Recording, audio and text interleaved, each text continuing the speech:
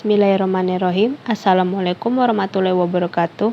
Perkenalkan, nama saya Devi Intan Pradinatri Riswandari dari kelas 1 DD 4 Akuntansi Manajerial dengan NIM 46123094. Di sini saya akan menjelaskan mengenai nilai-nilai anti korupsi dan tokoh bangsa yang saya ambil yaitu Muhammad Hatta.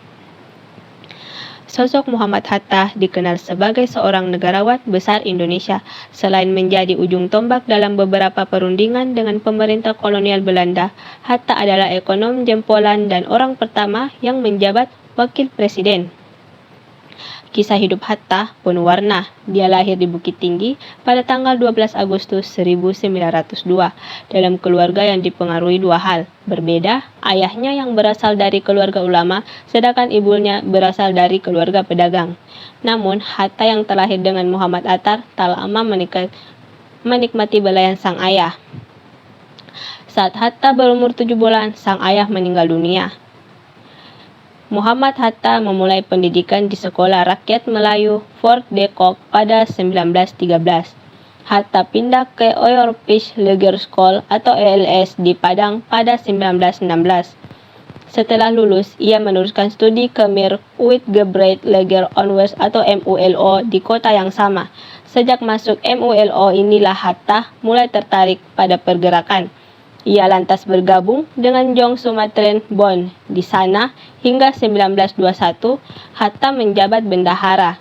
Sosoknya kian mengemuka semasa menimba ilmu di Netherlands Hogeschool di Rotterdam pada 1921. Ia bergabung dengan Indiske Vereniging yang lantas berubah menjadi Perhimpunan Indonesia.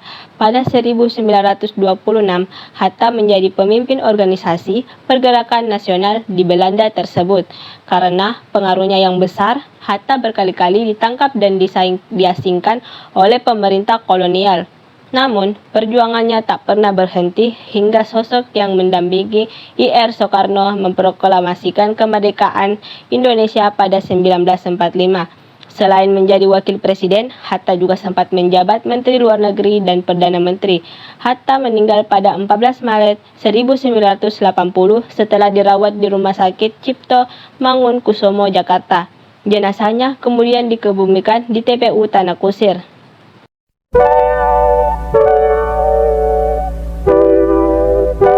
Menurut Anda, nilai-nilai integritas apa yang bisa kita teladani dalam kisah tadi? Menurut saya, nilai-nilai integritas yang bisa saya teladani dalam kisah tadi yaitu nilai-nilai jujur. Seperti waktu singgah di Bangkok dalam perjalanan pulang ke Jakarta, Bung Hatta bertanya kepada sekretarisnya, Pak Wangsa, jumlah sisa uang yang diberikan pemerintah untuk berobat. Ternyata sebagian uang masih utuh, karena ongkos pengobatan tak sebesar dari dugaan. Segera, Hatta memerintahkan mengembalikan uang sisa itu kepada pemerintah via Kedubes RI di Bangkok, ungkap Mahar. Menurut Anda, nilai-nilai integritas apa yang bisa kita teladani dalam kisah tadi? Menurut saya, nilai-nilai integritas tanggung jawab. Contohnya itu seperti Bung Hatta dengan tenang dia berujar, Juke, seandainya Kak Hatta mengatakan terlebih dahulu kepadamu, nanti pasti hal itu akan disampaikan kepada ibumu, lalu kalian berdua akan mempersiapkan diri dan mungkin akan memberitahu kawan-kawan dekat lainnya itu tidak baik.